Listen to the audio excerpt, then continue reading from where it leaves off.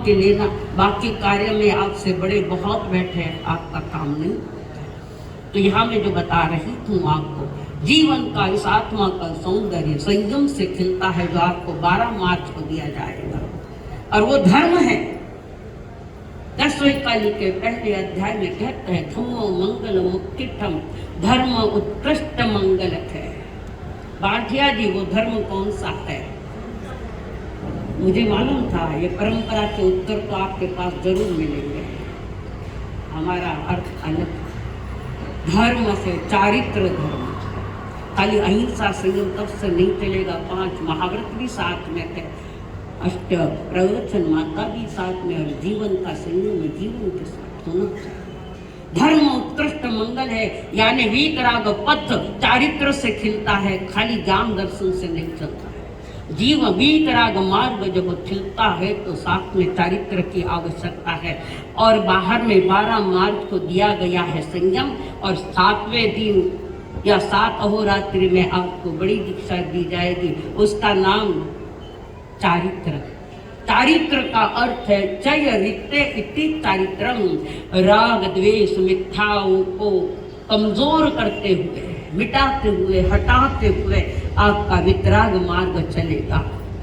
और दीक्षा लेने के बाद, बड़ी दीक्षा होने के बाद भी अगर आपका राग द्वेष बढ़ता गया तो आपने जो दीक्षा ली थे वहाँ गड़बड़ी हो गई। इसका हमारे कर्म कितने पतले हो गए, हमारे कषाय कितने कमजोर हो गए, इसलिए आपका ध्यान बड़ा आवश्यक है। अब इस संयमी जीवन में एक प्रमुख बात है, जीवन में आराधक बनना जरूरी है। वितराग मार्ग के विपरीत कोई कर्म नहीं करना।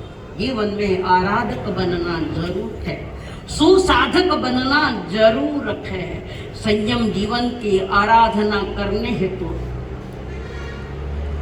गुरु चरणों में पहुंचने के साथ ही उसी समय से आपका एक महत्वपूर्ण कर्म होगा। महत्वपूर्ण, तुम साधना कम करो तो चलेगी, आराधना कम करोगे तो चलेगी, स्वाध्याय कम याद करो तो भी चलेगी, परंतु समर्पण जरा भी कम नहीं चलेगा, जरा भी। देव गुरु धर्म के प्रति आपका समर्पण पूर्ण होना चाहिए, पूरा के पूरा। और गुरु आज्ञा का पालन तो तुम्हारे जीवन में पहले होना चाहिए। कोई भी कर्म करो, कोई भी क्रिया करो, किसी से बोलना है तो गुरु आज्ञा के बिना नहीं। भले तुम्हारी माता आवे, पिता आवे, परिजन आवे, और वो पहले उनको भी संकेत कर रही हो कि बच्ची दीक्षा लेगी तो बच्ची के पास बैठना है तो पहले गुरु की आज्ञा लो। आपकी आज्ञा हो तो मैं इनके साथ बैठूं क्या? और गुरु ने मना कर दिया तो बुरा मत मानना, कारण आपने इसको अपने 3.5 करोड़ रोम से और अंतरात्मा से वितराग मार्ग पर चलने की आज्ञा दी है। तो आपके लिए यही आज्ञा है कि जो भी कुछ ऐसा उनके साथ बैठना बोलना जो कुछ भी है तो गुरु आज्ञा के बिना नहीं बैठना उनके पास। और बैठना भी कितना, एक मर्यादा का समय। कारण अब ये आईसीयू में वार्ड भर्ती में हो रहा है, आईसीयू में भर्ती हो रहे, तो इनको अपने आत्मा का स्वास्थ्य सुधारना और आत्मा के लिए रत्न तरह की दवा देना है, तो हम डिस्टर्ब नहीं करें। और हो सके तो नई नई दीक्षा है, ज्यादा संपर्क में मत रहना। अभी छोटी है, बच्ची है, अभी कोई वितरागी नहीं बनी है। ऐसा न हो कि आपके आने से, घंटों बातें करने से इसका बच्चे का पुनः मुख जाग जावे, पुरानी बातें, पुराने संपर्क पुनः याद आवे। ये आप मत करना। आपने सबने कहा है कि इस मार्ग पर चल सके थे तो आपका मार्ग सुरक्षित हो, व्यवस्थित हो, तो परिवार वाला, नानेरा वाला हो, नहीं तो पीहर वाला हो, कोई भी हो या समाज वाले हो, उनके साथ ज्यादा समय नहीं बैठना। दूसरी बात, मैं सारी सावधानी का मार्ग बता दूं। कोई भी नौजवान आए और आपके पास बैठे, गुरु आज्ञा से बैठे आपके पास, आप ध्यान रखना, कोई भी नौजवान आए तो आपके पास एक बहन होनी चाहिए वहाँ बैठी हुई, वरना नौजवान के पास नहीं बैठना। अब वो बहन बैठी है और वो नौजवान आपके पास बैठा है तो 4 फीट का अंतर रखना, नजीक नहीं बैठने देना किसी को। 4 फीट का अंतर रखना, कहीं जीवन में गड़बड़ियां नहीं हो जाए। यही तो हमारा विवेक चूक जाता है कि बातें करने बैठ जाए। अरे उसका लक्ष्य है, उस निर्धारित लक्ष्य की ओर उसको चल दो, उनका लक्ष्य विचलित मत करो आप। और वहां भी कोई भी बैठे तो संसार की बातें मत करना, धर्म की बात करना, ताकि आपका भी वैराग्य और बढ़ता जाए और बढ़ता जाए। आपके जीवन में वैराग्य के बीज खिलते जाए, खिलते जाए। और रही बात मैं जो कह रही हूं, आपका समर्पण समग्रता के साथ होना। अगली बात, जहां भी बैठो गुरु की नजर आप पर पड़नी चाहिए। गुरु की नजरें चुकाकर इधर उधर नहीं बैठना। गुरु की कृपा जरूर मिलेगी, उनकी मेहर नजर आप पर आएगी, पर गुरु कोई दिख नहीं रहा, मनमानिया काम चले नहीं, बिल्कुल ही नहीं चलेगा। मैं नहीं करूं, ये आगम की आज्ञा है। आगम आपके लिए आज्ञा पत्र है और उस आज्ञा का पालन करना है। अब गुरु तुम्हारे जीवन का केंद्र बिंदु गुरु होगा। कौन होगा? गुरु।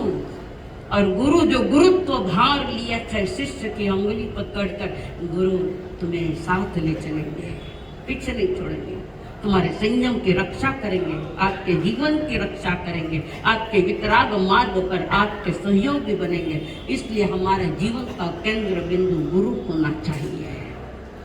और मैं जो कह रही हूँ कि गुरु के प्रति, धर्म के प्रति और निज आत्मा के प्रति पूर्ण समर्पण होना चाहिए।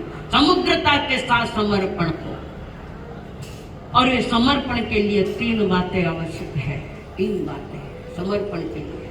पहली बात है, मेरे पास समझ शक्ति है। आपके पास समझ शक्ति है, ढिंडोरा मत करना, ढिंडोरा न करना। गुरु के साथ अपनी समझ शक्ति। मथेन मंदानी कहते हुए, गुरु कुछ कहना चाहती हूँ, गुरु के वे ठीक है कहो, तब वो मथेन मंदानी करते हुए अपनी समझ शक्ति रखना।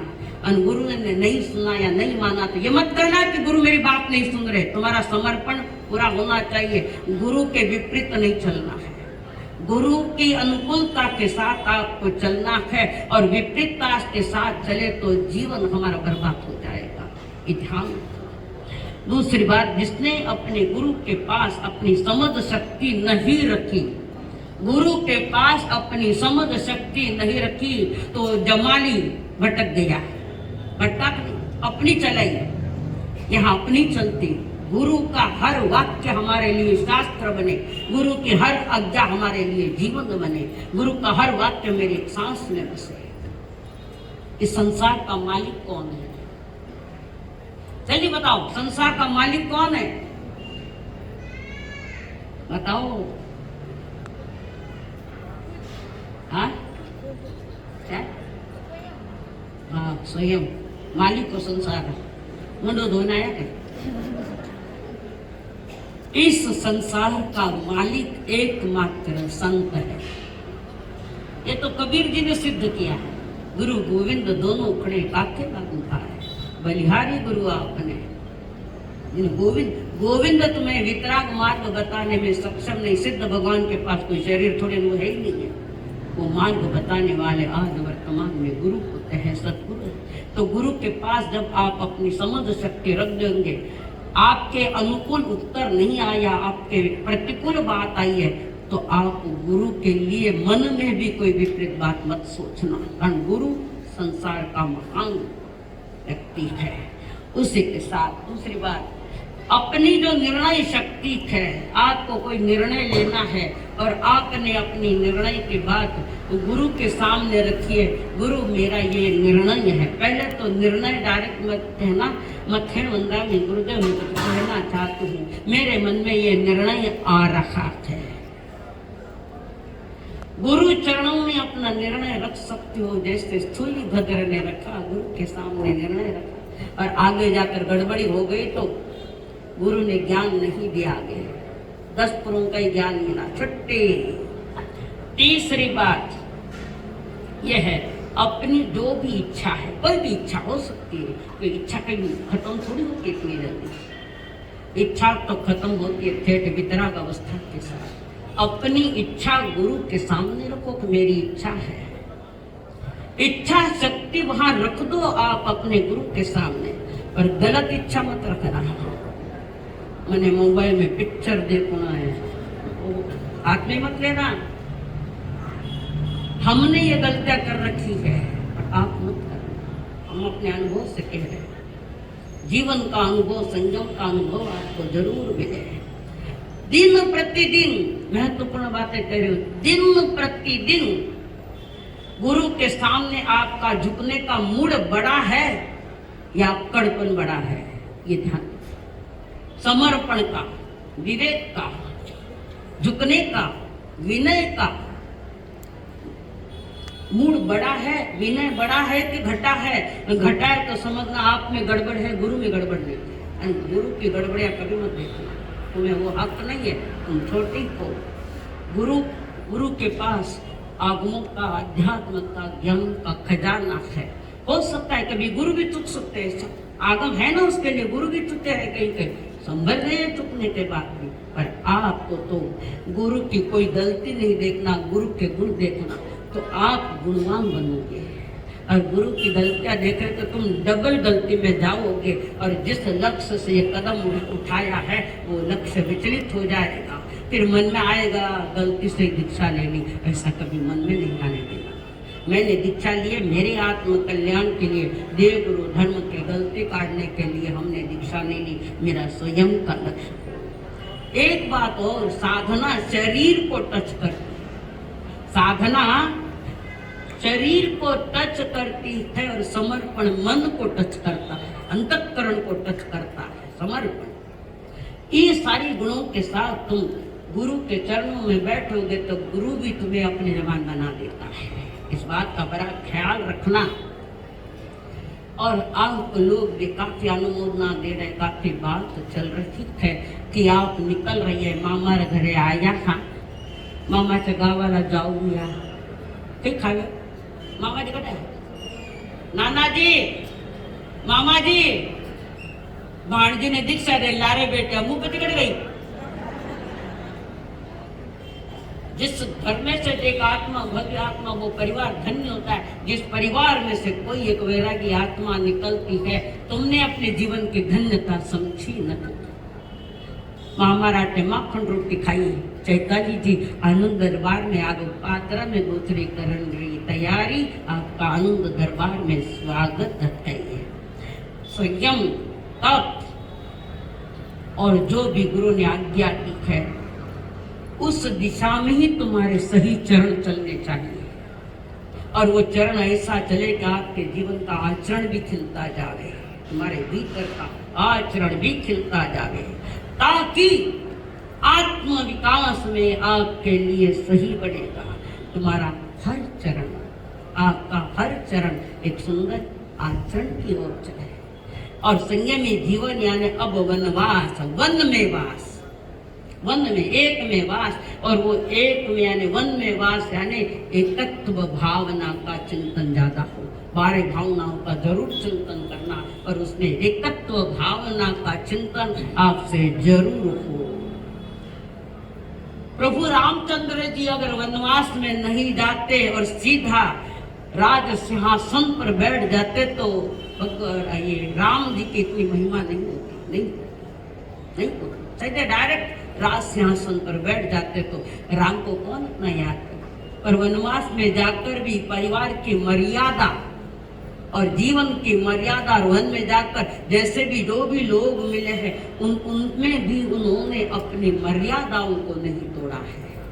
राम मर्यादा पुरुषोत्तम इसलिए कहलाए हैं कि वनवास में जाने के बाद भी उन्होंने अपनी मर्यादाएं नहीं छोड़ी। और पता नहीं सिंहासन पर बैठ जाते थे ये मर्यादा होती कि नहीं। हर अनुकूल प्रतिकूल परिस्थिति में स्वयं को संभाल कर रखने वाले वो मर्यादा पुरुषोत्तम राज इस धरती की धरोहर है। वे हमारे लिए अति वंदनीय कारण राम जी मोक्ष के लेना है। कई लोग के राम जी अपना में है कि के मालूम है तो मालूम पड़े ना। राम बलदेव है, बल 63 उत्कृष्ट पुरुष में राम जी का नाम बलदेव, उनमें नंबर रखता हूँ। तो संयम यानी अपनी मर्यादाओं का पालन करना, मर्यादा से बाहर नहीं जाना। गलती सीता ने की, मर्यादा तोड़ी तो ये संसार रूपी रावण उठा के ले गया उसको। लक्ष्मण रेखा, लक्ष्य रखना, रत्नत्रय का लक्ष्य आपके पास, और वे कह रहे हैं कि स्त्री को भंवर में गिरने दे, घबराना नहीं है।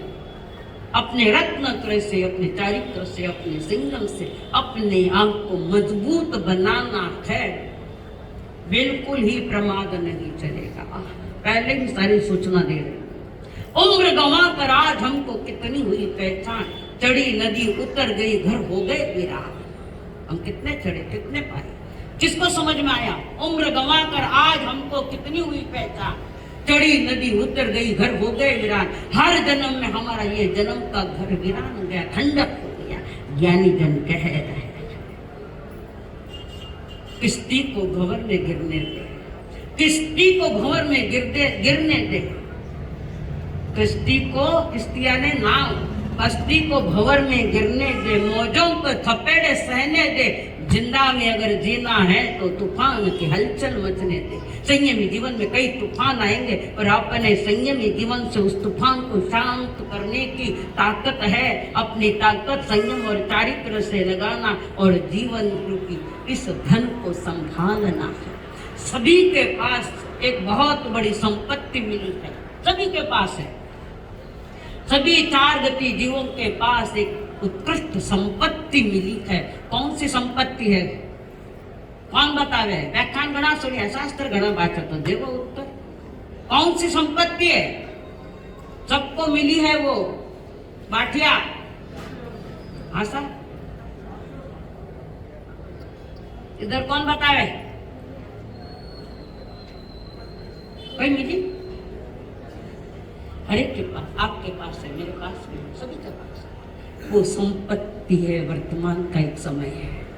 समय आपको मिला, मुझे उस समय के साथ आपने जो जजमेंट लिया है, उस समय के साथ आपने जो समय के साथ सौदा किया है, उस समय के साथ तो स्वयं को ढाल रखो। वो समय सार्थक है जिस समय तुमने संयम की सांस ली है, वितराग वाणी की सांस ली है। वितराग वाणी को लक्ष्य में रखते हुए हर समय के साथ स्वयं को जोड़ा है। किसमें? पुण्य में भी जोड़ा, कषायन को खत्म करने में भी जोड़ा। संयम, समय ये बहुत बड़ी संपत्ति सबको मिली है। बाह्य संपत्ति तो आज है कल निश्चित है, पर ये संपत्ति ना तो कोई चुरा सकता है ना कोई गिरा सकता है। समय की संपत्ति आपको मिली और उस समय में रहते हुए आपने गुरु आज्ञा में बैठकर गुरु के पास ज्ञान सीखते हुए आपने उस समय का जो उपयोग किया है, ये उपयोग आज तक का नहीं, या 12 मार्च तक का नहीं, या बड़ी दीक्षा के तक नहीं है। ये आगे भी आज जो आपका वैराग्य भाव चल रहा है और 12 मार्च के बाद भी और वैराग्य से आप भरोगी। जो वैराग्य अभी है, आगे चलकर बड़ी दीक्षा के बाद प्रति समय तुम्हारे वैराग्य में विकास हो, वैराग्य भाव उतरे नहीं तो कहीं तो दीक्षा होगी, काम निवड़ दियो। अब दीक्षा ले ले तो कल्याण है, कोई काका जीरो राज है। 25 मिथ्यात्व में एक शब्द आता है, 25 मिथ्यात्व मालूम है? उसमें एक शब्द आता है अक्रिया मिथ्यात्व। कई अर्थ है अक्रिया मिथ्यात्व। सर आपने बहुत पढ़ाया, बताओ अक्रिया मिथ्यात्व कौन बताया? शब्द है, अर्थ का अक्रिया। जो अक्रिया मिथ्यात्व जो शब्द है 25 मिथ्यात्व में आता है, तो वो अक्रिया मिथ्यात्व का अर्थ है कि वो व्यक्ति जो दीक्षा तो ले ली और वो सोचता है अब मुझे कोई कुछ करने की जरूरत नहीं है। ये मिथ्यात्व है। मिथ्यात्व यानी खोटी मान्यताएं, खोटी धारणाएं कि मैं दीक्षा ले ली अब मेरा कल्याण है। और वर्तमान युग में ये ज्यादा चल रहा है, ये ज्यादा चल रहा है। दीक्षा ले ली, हो गया अपना काम? नहीं, अभी तो शुरू हुई है, कदम चल रहे हैं। दीक्षा लिए तो अभी प्रारंभ हुआ है। नए जीवन की तलाश, नए मार्ग की तलाश, नए पथ का तलाश है। तो वो अक्रिया मिथ्यात्व को ठीक से समझना, हर कदम आपका सुरक्षित चले, गुरु के नजरों में चले, वितराग मार्ग पर चले। वितराग पथ का ध्यान रखना। एक बात ध्यान रखो, वितराग के पास कोई पंथ नहीं है। आज पंथों का जोर है, ये पंथ यानी सांप्रदायिकता है और इसमें राग द्वेष बढ़ाया, वितराग मार्ग छोड़ देगा। पंथ वीतराग पंथ नहीं है, वीतराग पथ है, जिस पथ पर चलते हुए अनंत अनंत जीवों ने अपनी मंजिल को पाई है। आपको भी अपनी मंजिल मिले, आपको भी अपना लक्ष्य मिले। और एक याद रखना, आपको विदा करते हुए आपके माता पिता, आपके नौनिहाल पक्ष वाले बहुत रोए हैं, बहुत। उस दिन आज तो कुछ नहीं, अभी तो बेटी माना का नहीं, तब तो कुछ नहीं लगेगा। और जिस समय तुम्हें ये वेश पहनाएंगे, वेश की लज्जा रखना, ये वेश पहनाएंगे पहले। और सबसे ज्यादा ध्यान रखना, जिन माता पिता ने रोते रोते हजारों हजार आंसुओं से तुम्हें विदाई दी है, तो उस आंसुओं की कीमत करना, भूलना मत। जन्म देकर इतना बड़ा क्या विदाई दी है, ये तो तुम बड़े नहीं हो, तुम्हारे माता पिता बड़े थे कि तुम्हें जन्म देकर आज्ञा दी है। और आज्ञा देते कई आंसू गिरे, उनके आंसुओं की कीमत तब होगी जब आप सुरक्षित और सही संयम पालोगी और गुरु की नजरों में छा जाओगी। माता पिता गुरु को भी पूछे कि हमारी बिटिया कैसे है, बराबर है कि हमारे घर से निकली हमारी साध्वी आपकी आज्ञा का पालन करके, तो उनके मुख से निकलना चाहिए ये व्यवस्थित चल रही है, सही ढंग से चल रही है, कोई प्रॉब्लम नहीं है, ये उनके मुख से निकलना चाहिए, तुम्हारे मुख से नहीं। अपने माता पिता की आंसू के जरूर कीमत करो। बहुत रोए, कितने आंसू रोए। हो सकता है नए नए और भी आंसू आएंगे, आपके पास आएंगे, जाते वक्त तो पुनः आंसू गिरेंगे। पर याद रखना, उनके आंसुओं की कीमत अपने संयम से करना। ज्ञानी जन कह रहे, करना इस जीवन को रोशन, करना इस जीवन को रोशन, करना इस जीवन को रोशन। नियम से और संयम से रखना इस चादर की लज्जा, रखना इस चादर की लज्जा। समता में पूरे जीवन से करना है जीवन को। लाखों बाधाएं भी आए, लेना है काम हिम्मत से। लाखों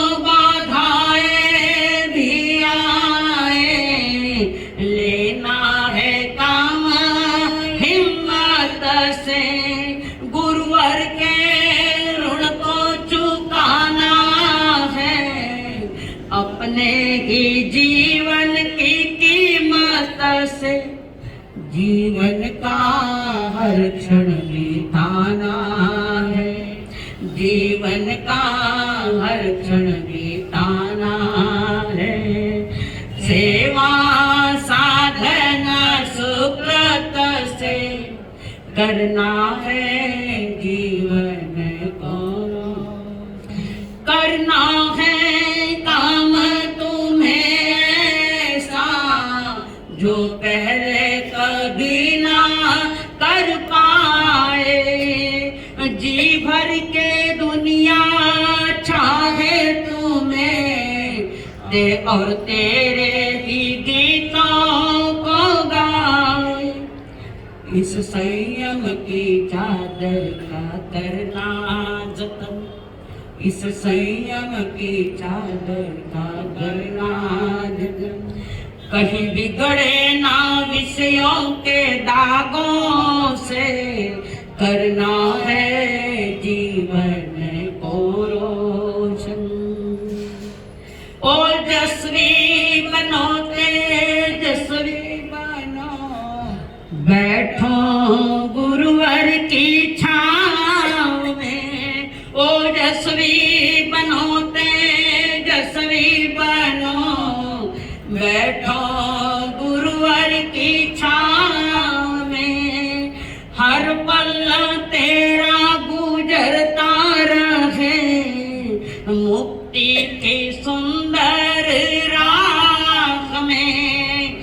हर पल तेरा गुजरता रहे मुक्ति की सुंदर राह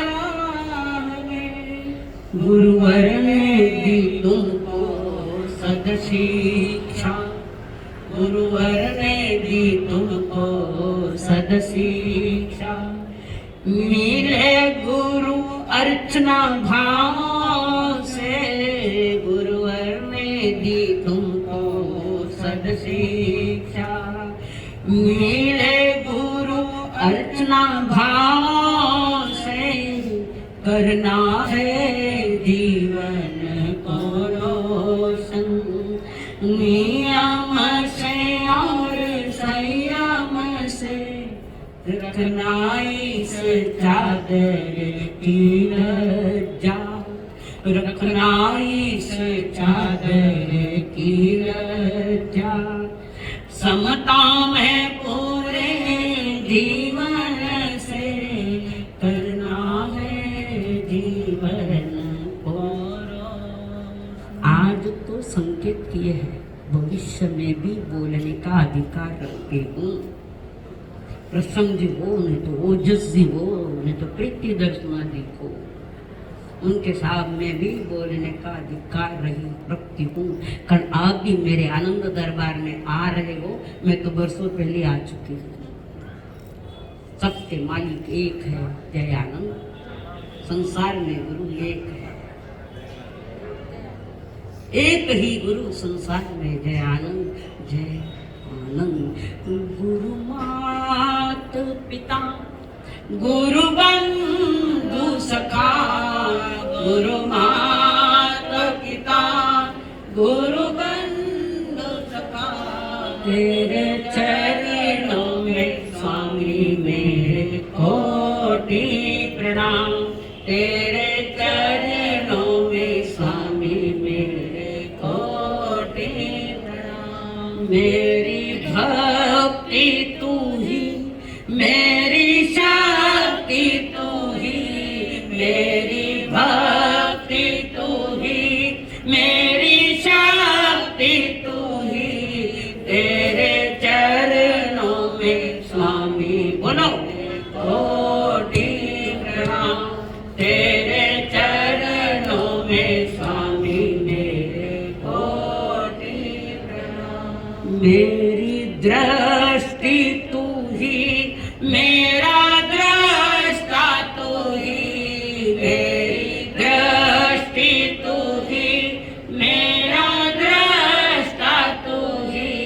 तेरे चरणों में स्वामी मेरे कोटि प्रणाम। मेरी सृष्टि तू ही, मेरा सृष्टा तू ही, मेरी सृष्टि तू ही, मेरा सृष्टा तू ही।